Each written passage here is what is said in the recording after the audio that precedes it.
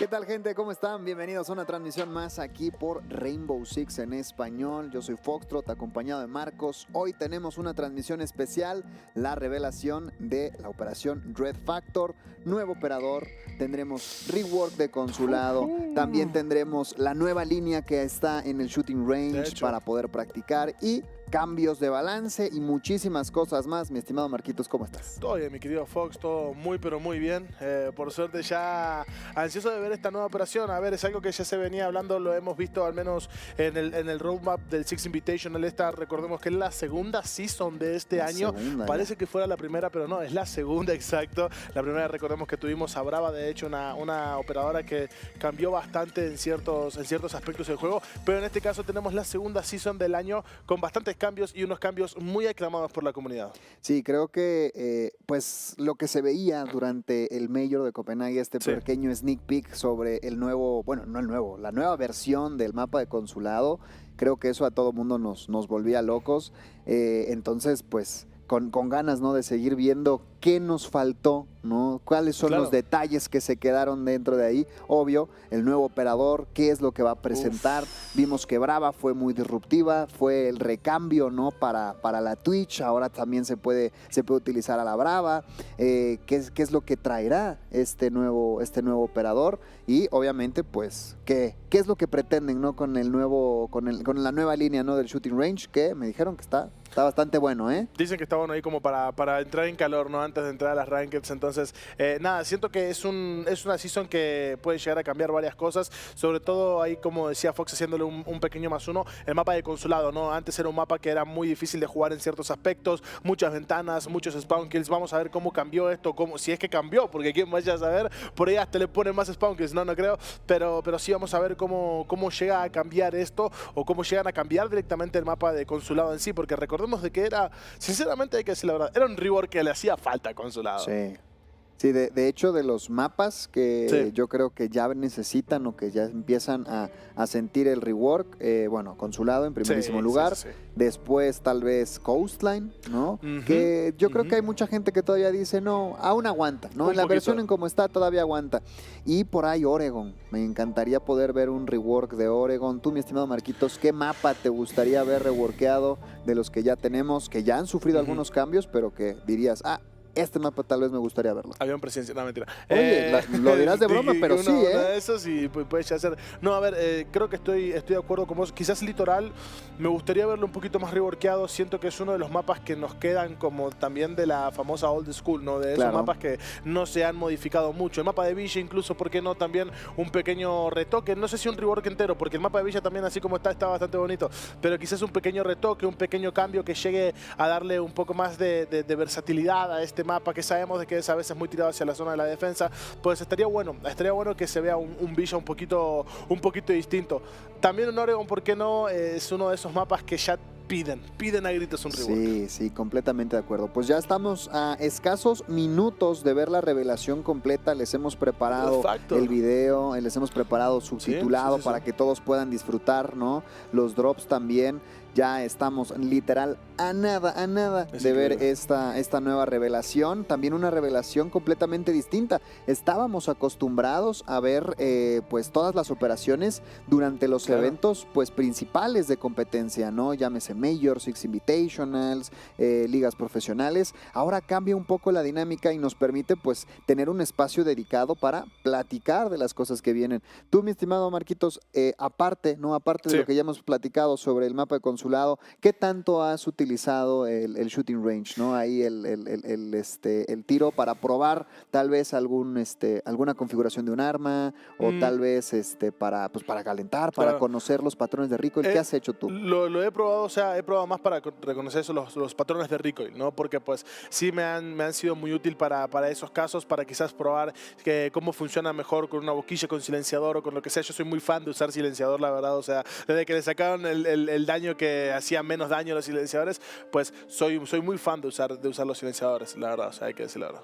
Me parece que ya estamos listos, me dijo ahí producción. Ya casi, no, tranquilos. También los estamos leyendo. Sí, ahí tú tienes el justamente. chat para mandar ahí unos cuantos saluditos. Así es, Escriban justamente. de dónde nos están viendo, de dónde están disfrutando, qué es lo que esperan de Dread Factor. Escríbanlo ahorita, lo vamos a estar viendo y pues, ¿por qué no les mandaremos un saludito? ¿Va? Sí, no, justamente ahí. Aprovechamos el espacio. De hecho, ahí Cancelix está allá por el chat. Un saludito. Saludos a Cancito. Ahí al buen Cancito. Hay de todos. Ahí nos están diciendo que ya no queda nada. Estamos ya a nada de ver la revelación. Ahorita regresamos con los saludos, chicos. Pues pónganse cómodos porque ahora se presenta la operación Dread Factor, la nueva operación para Rainbow Six. Así es que pues sin más preámbulo, me parece que ya estamos, ¿no, producción? Ya casi en 10 segundos. En es nada. más, por favor, la cuenta regresiva. Ya estamos en 7. 5, 4, 3, 2, 1, vamos. 1 y nos vamos. Hello, everyone, and welcome to Operation Dread Factor. I'm Camille Salazar-Hadaway, here to unveil everything that's coming in Year 8, Season 2 of Rainbow Six Siege. We've got a new operator, new map rework, and a lot more to cover. But first, here's Creative Director Alexander Karpazes with an overview of the season and some roadmap updates.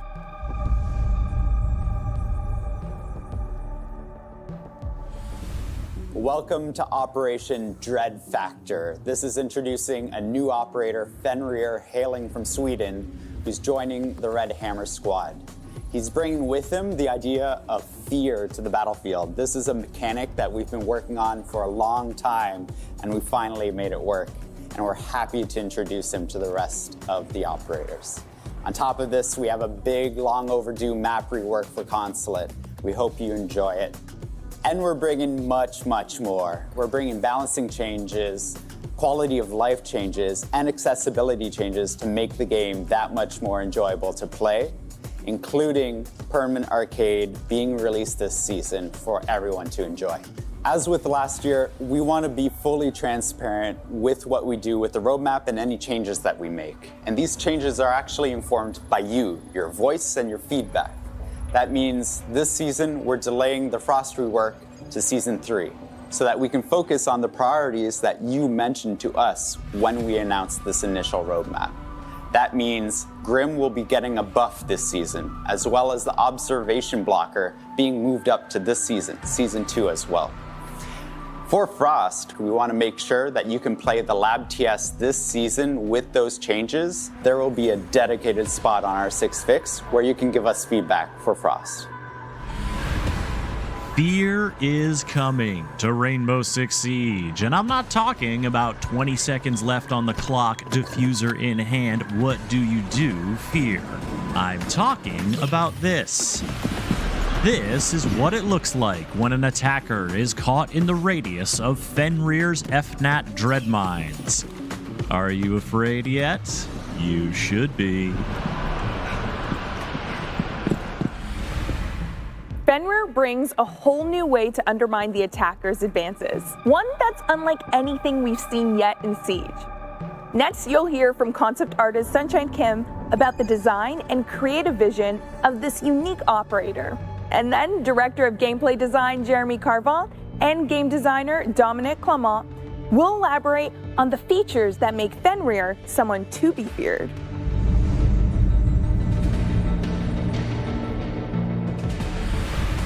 Fenrir is designed by, once again, our character concept artist NJ Chutai, who previously worked on Green.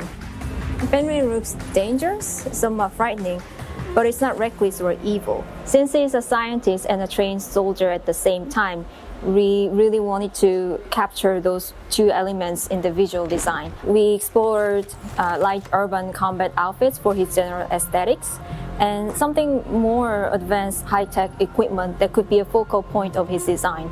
In this case, his neck collar slash mask that gives him immunity to his own gadget. Keeping rest of the design more grounded, we allowed certain room for fantasy on his gadget that can really show the character he can belong both combat and lab environment at the same time. So when our team started to work on Fenrir, we found interesting information about military scientists conducting researches around psychochemicals. They were looking for ways to fight enemies with cloud of gas that can impair the brain and send a subject into a state of delirium. So Fenrir's device is a diffuser of psychochemicals. When it's activated, the metallic casing opens. When it detects the presence of hostile, a gas is sprayed. When opponents are under the influence of this chemical, their brains are affected, their perceptions are clouded, and their field of view are obstructed with hallucinations. Because of the nature of this character, we built this scary-looking device. Fenrir works with chemicals, so the casing is corroded, creating this skull that became part of his identity. When it triggers, two glowing eyes are watching you while you are slowly sinking into the obscure universe of Fenrir. So Fenrir joins Rainbow as the mastermind of the defense. He's a unique trap operator that can truly adapt and redirect his own utility to the ever-changing flow of a round. So Fenrir brings the FNAP mine. It's a throwable sticky gadget that can be deployed pretty much everywhere. Once it's deployed and it's activated, it can be triggered by an attacker that walks in its line of sight. Once it's triggered, the mine will release a toxin cloud. Everyone standing in it will be affected by the effect, which we call the fear effect.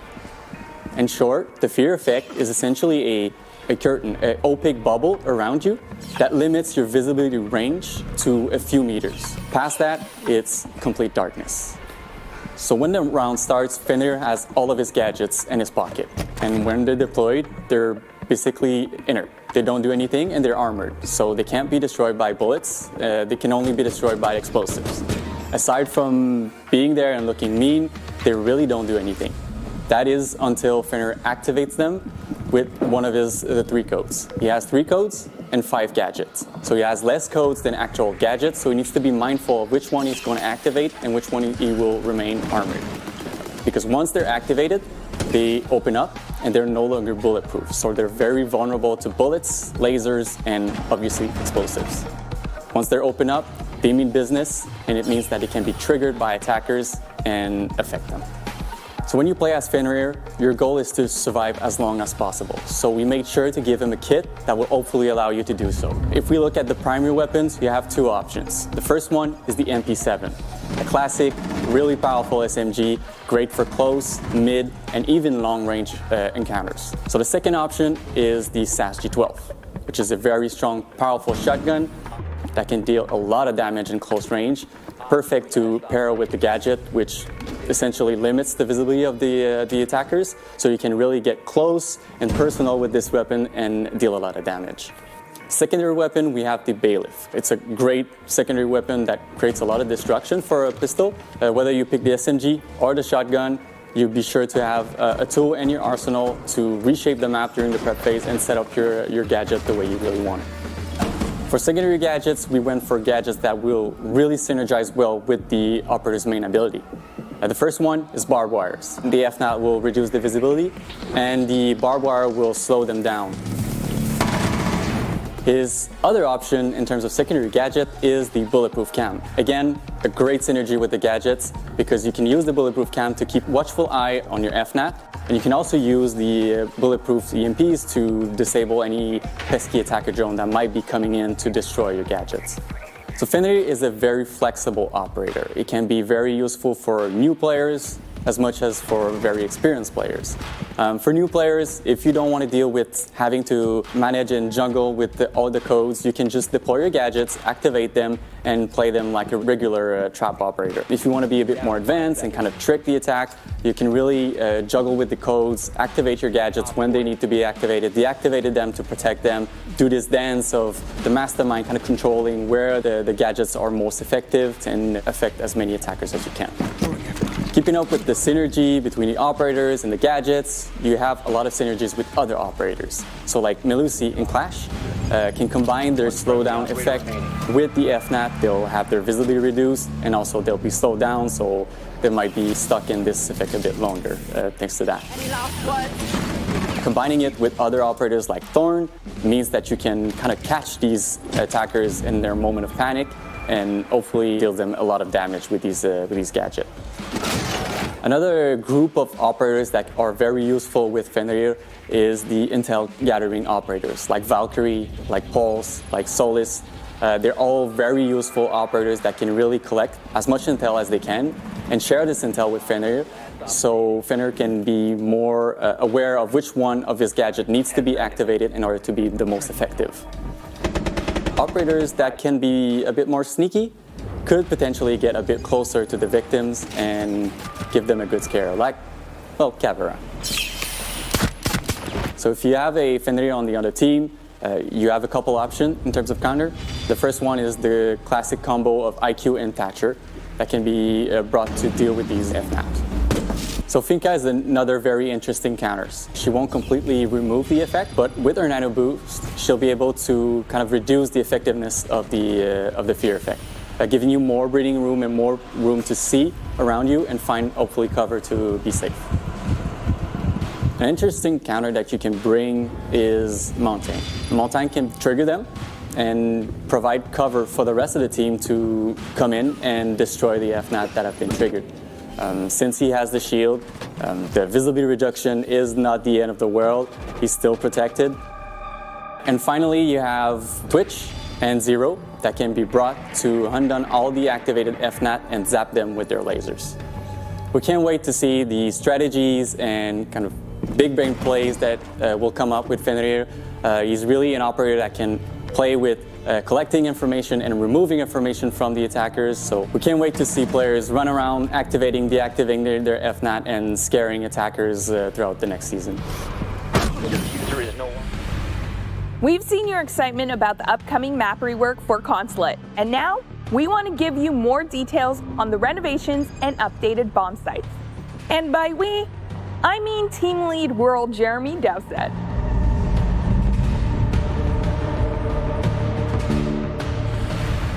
Consulate is one of our original maps. It's 8 years old. It was old technology. It needed to be brought up to a level that we expect from our maps. New destruction, new walls, everything's up to the new 2.0 standard, so we can actually iterate upon it and we can actually fix bugs and issues much, much easier.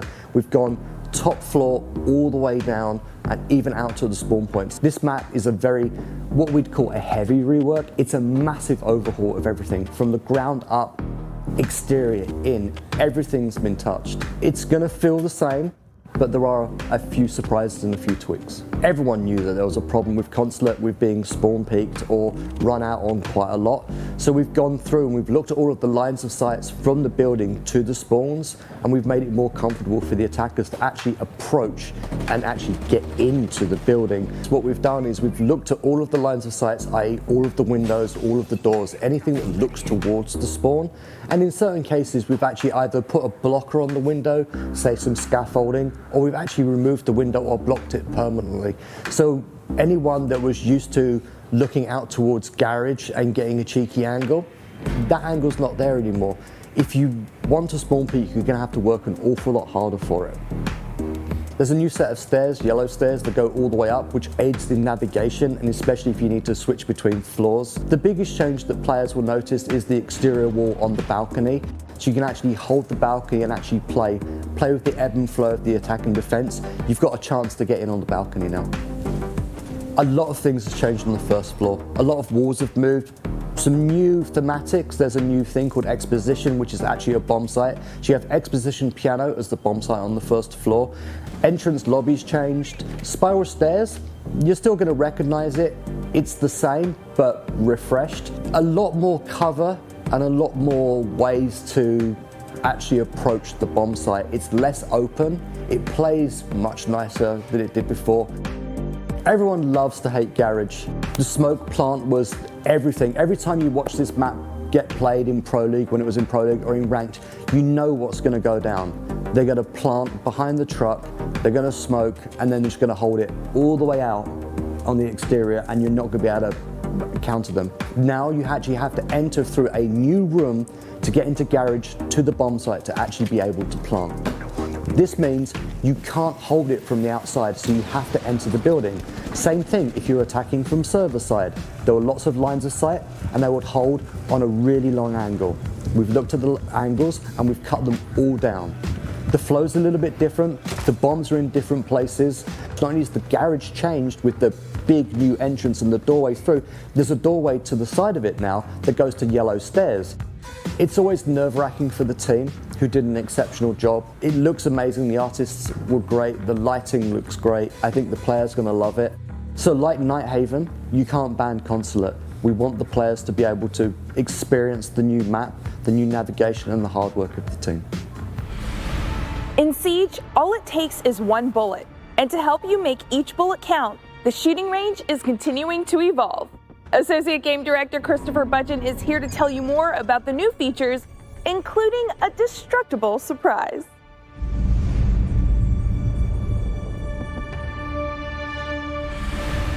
We've been very happy and pleased with the reception of the shooting range and our constant quality of life updates. Now, in Operation Dread Factor, our Shanghai team is bringing our largest update yet. The aiming lane allows players to practice through play. Whether they want to customize the movement and speed of different targets from the shooting range so you can test recoil and damage directly in an endgame situation. You can create customized setups if you want to adjust the speed, movement, or the distance options of different sets of targets. Now you can master your reticle management in a real-life situation, but without having to leave the shooting range. What we really want to do is allow players to get their hands on their favorite weapons and their customized loadout and put that directly to use so they can train and improve their skills in the shooting range. While we were really happy to bring the aiming lane for Season 2, we're actually bringing one extra thing as well. We're bringing a destructible wall into the damage lane. Destruction is really important in Siege, and so allowing players to test how much destruction a weapon will do versus the damage that it creates is a new variable that players can choose to determine their ultimate loadout. Practice creating rotations or making lines of sight, or even check what the damage fall off is when you're using your weapons through a soft wall. We're really happy to have destruction right there in the shooting range. From golden guns to headshots only, arcade game modes are a fun way to flex your Siege skills. And in Operation Dread Factor, we're introducing the permanent arcade playlist. For the full breakdown, let's go to game designer Robert Cole.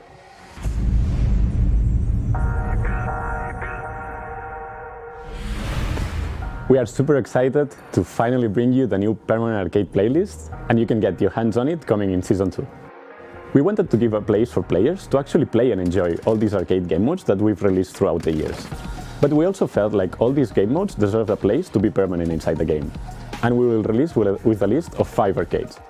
So now you will be able to, from the menu, jump directly into a queue for all these crazy and fun arcade game modes. Or you can even go to custom match and create your own lobbies with your own friends. We are releasing with arcades like Golden Gun, in which your only weapon is the Golden Desert Eagle. Or even Headshot Only, a game mode in which the only way to kill your opponent is actually with a headshot. Or even Snipers Only, a game mode in which everyone is using Kali's sniper rifle. We're also moving TDM, or Team Deathmatch, back into the arcade playlist, because we feel like it fits better in here. And if you were paying attention, I mentioned 5 arcade game modes. And that's because we're taking the chance to release a brand new arcade called Free For All, in which, you probably guessed it, it's you versus everybody else. No teams, pure chaos. You will jump directly into a map versus 9 other people, and you will have to fight your way to victory. So now players will be able to warm up and have fun without restrictions in these alternative ways of playing Rainbow Six, without actually worrying whether or not they will be removed from the game. So yeah, have fun with your friends in this new arcade playlist. A new gadget is coming in Operation Dread Factor. You got a glimpse of it during the 6th Invitational, and now it's time to see, or not see, what's up with the Observation Blocker. Technical designer Sergi Ledesma from our Barcelona studio is here to teach you all about it and share a balancing update for Grim.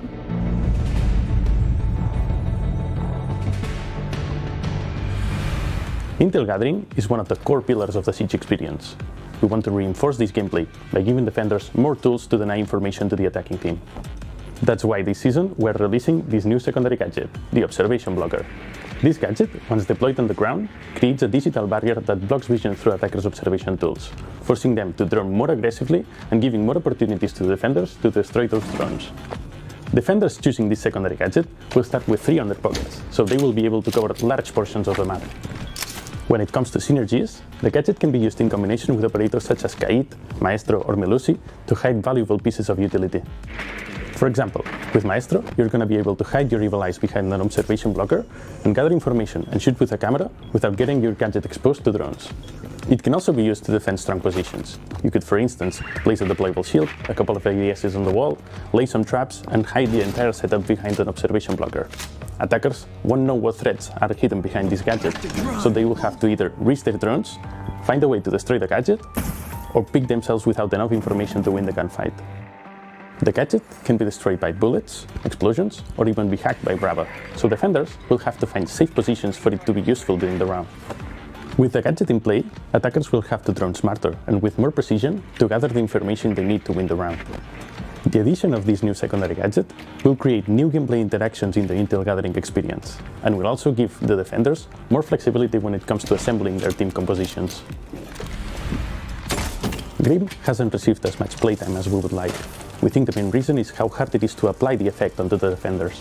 We want to buff him, to make his gadget more reliable and impactful. And to do so, we will release 2 updates, the first one coming this season and the second one later during the year. From now on, the deployment sequence of his gadget will be much faster, so as soon as the projectile sticks to a surface, the beast will be released shortly after. We are also increasing his area of effect, so the beast will stick to more defenders. Additionally, we are doubling the duration of the beast, so the area will be denied for much longer. We are also improving his loadout. He's going to be receiving the bailiff as a secondary weapon and the hard breach charge as a secondary gadget. These new tools of destruction will help him create new lines of sight for his gadget to be useful. This set of changes will make him more reliable, effective, and versatile. We have more changes under investigation for this operator, so you can expect more improvements during the year. Reloading! Cover me! It's time for an accessibility update for console players. New controller layouts are coming. Associate producer Jane Gonchar from our Keep Studio has more.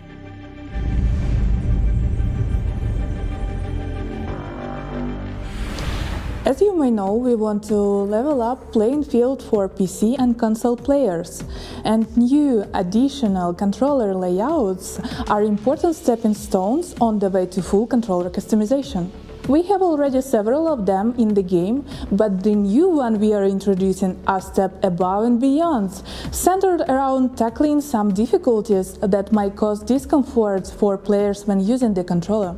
Players who felt that some actions were taking a toll of their hands might find this feature is a way to increase comfort. Other players might find a way to play game differently. Working with current layouts already helped us shape the final vision for full controller remapping. We will continue to iterate on the feedback we gather to ensure that final product will meet the highest industry standard and provide our console players the best experience possible. Next up, we've got a new feature coming to Match Replay. The free camera option will give you more flexibility over how you view and show off your replays. Creative director Alexander Karpazis is back with the full update.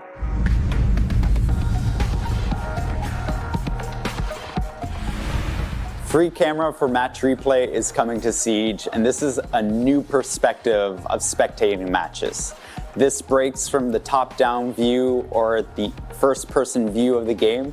Now you have complete freedom to move around the map as a camera, to inspect things that you never saw before, and to see strategies from a whole new light. The goal of FreeCam is to provide players with the tools necessary to review their match, to review the strategy. No matter where you are, you have the freedom to move around that map and inspect those details that you missed before. This means that the next level of FreeCam in a future update will be an update to the HUD, so you can also hide it as well.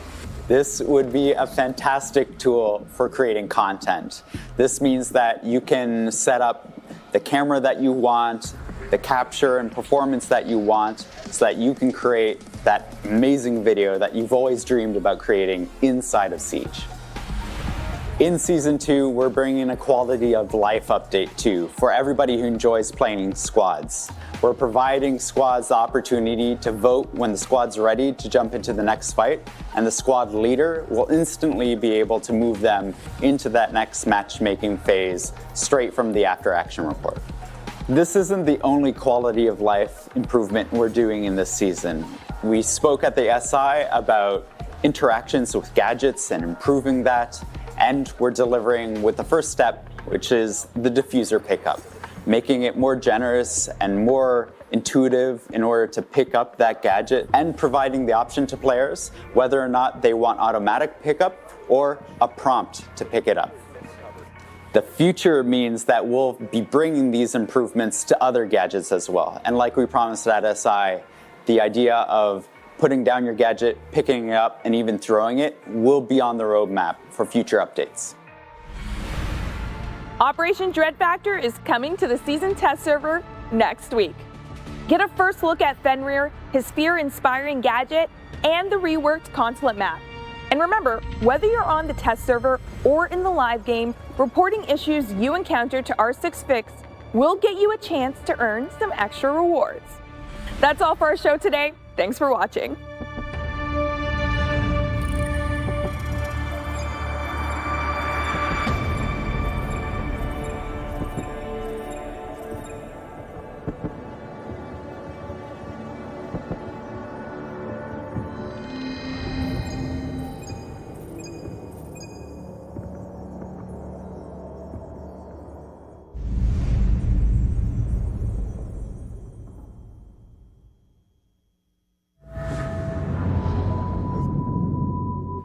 ¿Qué tal, Locuras, locuras lo que hace Fenrir, y locuras también todo lo que van a estar trayendo a lo largo de toda esta nueva season, una cosa de locos. Sí, completamente. Empecemos por lo primero, ¿no? ¿Por dónde quieres arrancar? Arranquemos por Fenrir, mi estimado Marquitos. Así es. El nuevo operador viene a formar parte del squad de Red Hammer, que también recuerden, ¿no? Ahora pues todos los operadores de Rainbow Six están pues separados por distintas divisiones. Una de ellas es Red Hammer, Fenrir que cae ahora en esta división y viene con algo completamente nuevo. Si bien tal vez el otro operador que pues trabajaba un poco con gas era directamente el Smoke, pero era distinto. Ahora esto se mete ya en cosas un poquito más, no sé, como tipo Jack Sparrow, más algo es como así, un choker, ¿no? Pero sin que sea gas de la risa, ¿no? Sí, claro. La verdad que está bastante bueno. Es gas del miedo. Es gas del miedo, exacto. Está bastante bueno, creo, este operador. Siento que tiene algunos combos que se pueden hacer, que puede llegar a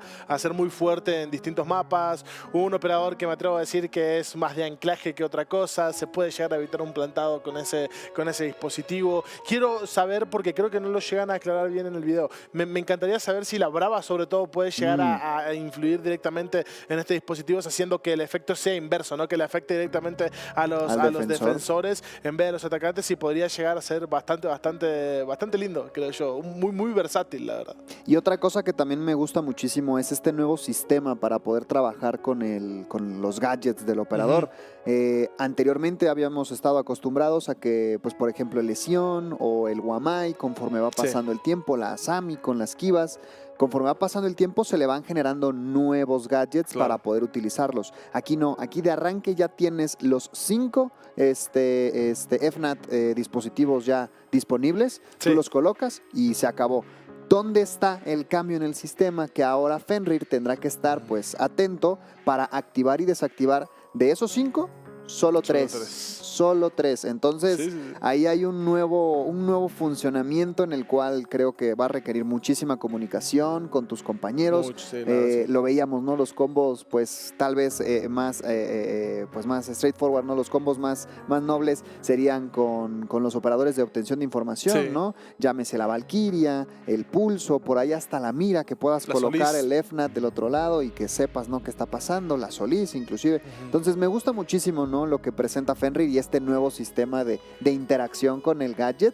Creo que es algo que pues podríamos estar viendo, inclusive, ¿por qué no? Que se investigue, ¿no? En el test server, en el laboratorio de test server, que de hecho ahí viene mi siguiente punto. Hubo ahí un cambio, ¿no? Porque para esta operación se tenía considerado la llegada de Frost, pero se movió para Season 3 y con la opción de poder utilizarla previo en la etapa de laboratorio del test server, ¿no? Sí, a cambio lo que hicieron fue cambiar porque Grimm se supone que iba a sufrir un pequeño rework en la siguiente Season, lo traen directamente en esta Season, ¿no? Que yo creo que es algo que también le hacía mucha falta a este operador, pero quizás enfocándonos un poco más en lo que decías del buen Fenrir, ¿no? Sí, siento que tiene unos combos que van a necesitar de mucha información y sobre todo lo que veíamos ahí, si sos nuevo jugando este operador, puedes simplemente ponerlos, dejarlas activadas y que pasen, ¿no? Y ya, ¿no? En el caso de que seas un jugador un poco más experimentado, que le guste jugar un poco más con la sorpresa y todo eso, pues vas a poder poner los distintos dispositivos e ir activándolos y desactivándolos para que no te los rompan, porque recordemos de que mientras esté cerrado es antibalas, pero ahora si ya pues lo terminas activando, pues se pueden romper con estas mismas balas. Entonces el ir jugando con este dispositivo de activando para quizás infundirles el miedo, luego desactivándolo, luego volviendo a activar y así, podría llegar a estar muy bueno, la verdad, ¿eh?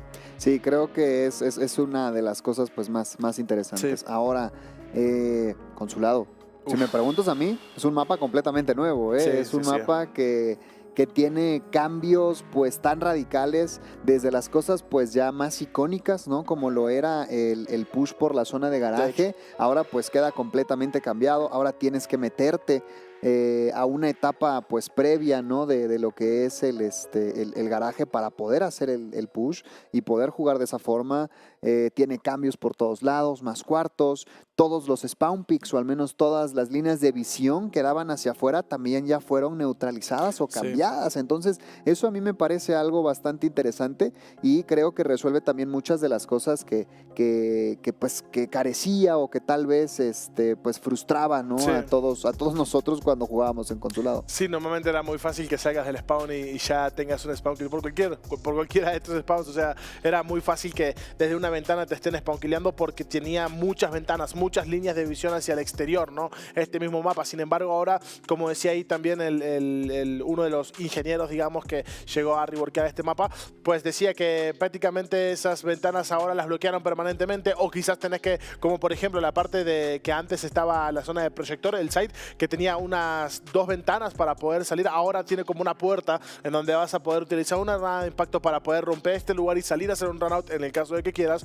pero es un poco más costoso, ¿no? Digamos, o sea, te va a costar una utilidad, te va a costar quizás el sacrificar poder hacer alguna rotación o alguna línea de visión. Entonces me parece algo bastante balanceado ahora sí el mapa de Consulado. Me gustó mucho este rework, lo hicieron más cerrado en ciertos lugares, en otros lugares un poquito más abierto, más tirado hacia un poquito la defensa. Veíamos ahí como en la parte de garage te puedes quedar holdeando justamente todo lo que es el bridge y con una muy buena cobertura. Entonces me gusta este rework de Consulado justamente a mí. Un gran rework. Y hablando de reworks, también viene el buff para el buen Grimm, que ya lo habíamos mencionado, ¿no? Ahora pues ya tiene un cambio, ¿no? Al momento de utilizarlo, el área de efecto de lo que son las abejas ya es más amplia, la duración también del ping es más amplio, lo cual pues da un poquito más de variedad. Aparte se ha reducido el tiempo de activación. En cuanto el dispositivo se pega a una superficie, a partir de ese instante, pum, salen todas las abejitas y ya vas a tener info